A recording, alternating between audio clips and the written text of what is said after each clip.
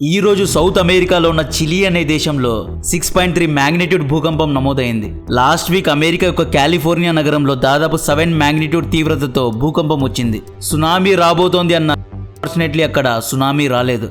2 వారాలలోని ములుగు డిస్టిక్లో 5.3 magnitude earthquake నమోదైంది. 2 తెలుగు రాష్ట్రాల్లో అక్కడక్కడ భూకంపాలు వచ్చాయి అనే వార్తలు విన్నాం. గత కొన్నేళ్ల నుండి ప్రపంచవ్యాప్తంగా ముఖ్యంగా భారత్లో భూకంపం అనేది కామన్ అయిపోయింది. ఈ వీడియోలో గ్రాఫిక్స్ అండ్ మ్యాప్స్ను వాడి క్లియర్గా ఈ భూకంపానికి అసలు కారణాలు ఏంటో చెప్తా. యాజ్ యూజువల్ బేసిక్స్ నుండి స్టార్ట్ చేస్తా. ఈ అందమైన భూమిలో 4 భాగాలు ఉంటాయి. మొదటిది ఇన్నర్ కోర్. ఇది రాయి కంటే 5 రెట్లు డెన్స్గా స్ట్రాంగ్గా ఉంటుంది. ఇది భూమి లోపల ఉంటుంది. ఇక్కడ దాదాపు 5500 డిగ్రీ సెంటీగ్రేడ్ ఉష్ణోగ్రత ఉంటుంది. ఇన్నర్ కోర్ పైన ఇమేజ్లో చూడండి, ఇది ఔటర్ కోర్. ఔటర్ కోర్ పైన మ్యాంటల్ ఉంటుంది. మ్యాంటల్ పైన క్రస్ట్ ఉంటుంది. ఈ క్రస్ట్నే భూమి ఉపరితలం అంటారు, అర్త్ సర్ఫేస్. మనం క్రస్ట్ పైన నిలబడి ఉన్నాం. భూమి ఉపరితలం కూడా కొన్ని చిన్న చిన్న భాగాలుగా విడిపోయి ఉంటుంది. ఈ భాగాలను టెక్టానిక్ ప్లేట్స్ అంటారు. సముద్రం కింద ఉన్న భూమి యొక్క ఉపరితలంలో కూడా భూమి టెక్టానిక్ ప్లేట్స్ లాగా సెపరేట్ అయి ఉంటుంది. టెక్టానిక్ ప్లేట్స్ సముద్రంలో, భూమిలో రెండిట్లో ఉంటాయి.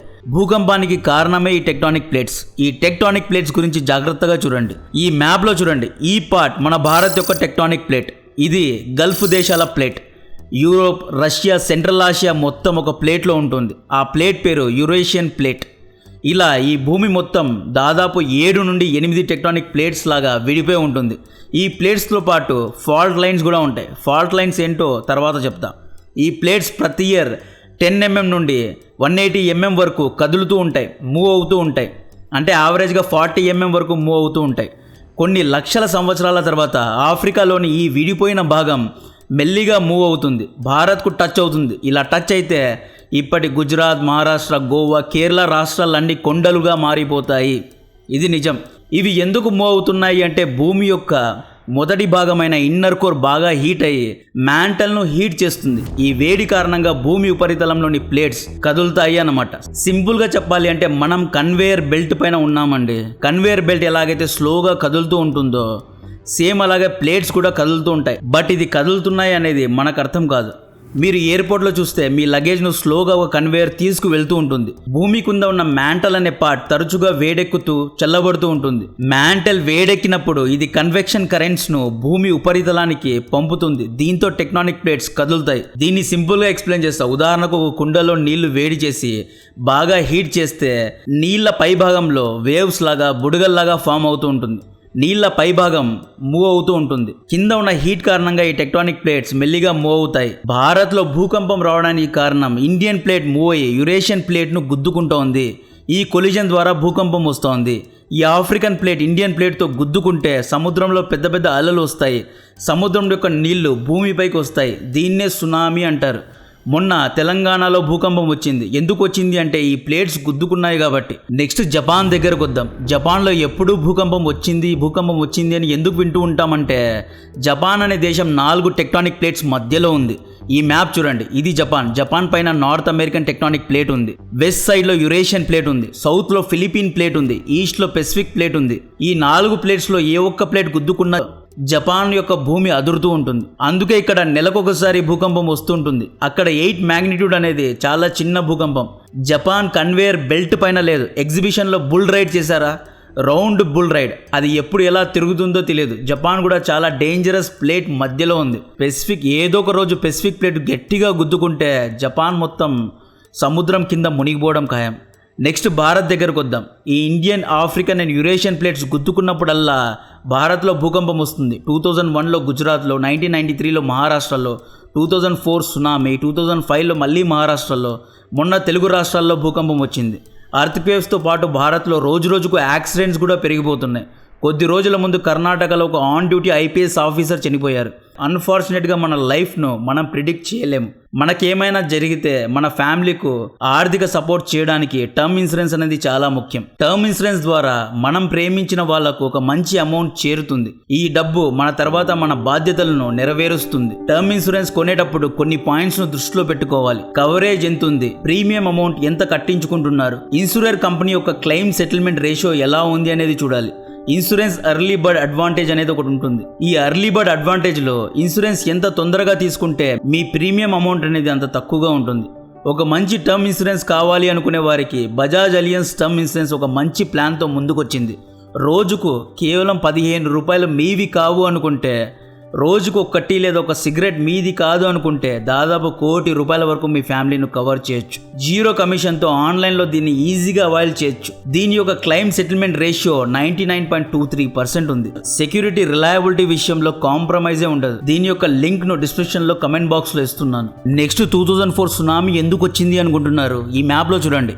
ఇండియన్ ప్లేట్ ఇక్కడ బర్మా దగ్గర ఉన్న ప్లేట్తో కొలైడ్ అయింది, అంటే గుద్దుకుంది. ఈ కొలిజన్ ఓషన్లో జరిగింది. ఓషన్లో జరగడం వల్ల పెద్ద పెద్ద అలలు వచ్చాయి. ఈ అలలు భూమి మీద పడి విధ్వంసాన్ని సృష్టించి చాలా మందిని చంపేసింది. 1813 కచ్లో అర్త్క్వేక్ రావడానికి ఇక్కడ చూడండి, ఈ పార్ట్లో కొలిజన్ జరిగింది అన్నమాట. మీరు Hollywood movie San Andreas movie చూసారా? ద రాక్ హీరోగా చాలా ఫేమస్ మూవీ, ఎన్నో కోట్లు కలెక్ట్ చేసింది. ఆ మూవీలో Pacific tectonic plate North American ప్లేట్తో గుద్దుకుంది. అమెరికాలోని కాలిఫోర్నియాలో ఎక్కువ భూకంపాలు ఎందుకు వస్తాయి అంటే ఇక్కడ శాన్ ఆండ్రియాస్ ఫాల్ట్ లైన్ ఉంది. ఇది 1200 కిలోమీటర్ వరకు ఉంటుంది.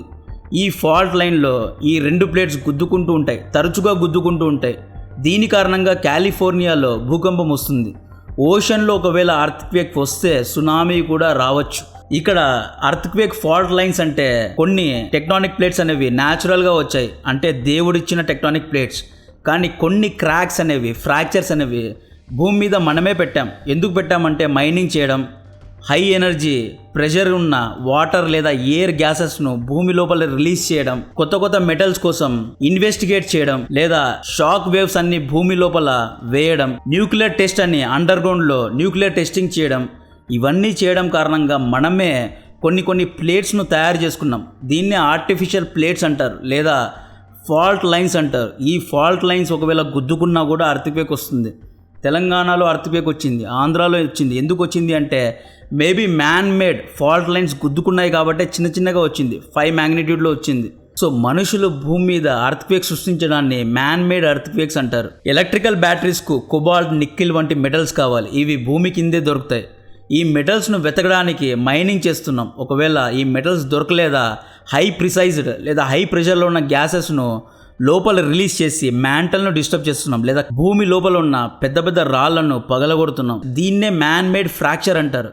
భూమిని ఫ్రాక్చర్ చేస్తున్నాం. ఈ ఫ్రాక్చర్స్ కారణంగా హీట్ జనరేట్ అయ్యి భూమి కదులుతోంది. దీని ద్వారా వైబ్రేషన్స్ వస్తున్నాయి. నెక్స్ట్ డ్యామ్స్ ద్వారా అర్త్క్వేక్ వస్తున్నాయి. డ్యామ్స్లో మనం నీటిని ఆపుతున్నాం. సో ఈ నీటి యొక్క బరువు ఫాల్ట్ లైన్స్ను యాక్టివేట్ చేస్తుంది. టెక్టానిక్ ప్లేట్స్ గుద్దుకోవడానికి ఇది కూడా ఒక కారణమే. భూమి ఉపరితలం మీద మనుషులు ఎన్నో చండాలాలు చేస్తున్నారు. ఆయిల్ ఎక్స్ట్రాక్షన్ అంటున్నాం, ఆయిల్ వెలకితీత అంటున్నాం. మనం ఏం చేస్తున్నాం? భూమిని తవ్వితే ఆయిల్ దొరికితే ఓకే, ఆ ఆయిల్ తీసుకొని అమ్ముకోవచ్చు. బట్ భూమిని తవ్విన తర్వాత కూడా ఆయిల్ దొరకదు. అప్పుడు ఏం చేస్తారు? ఇన్వెస్టిగేట్ చేస్తారు.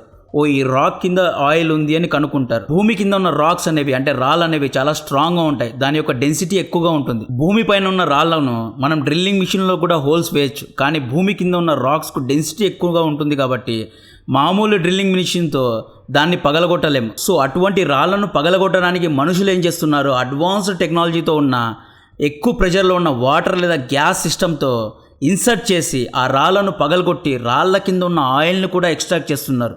దీంతో వీళ్ళు క్రస్ట్ను, మ్యాంటల్ను డిస్టర్బ్ చేస్తున్నారు.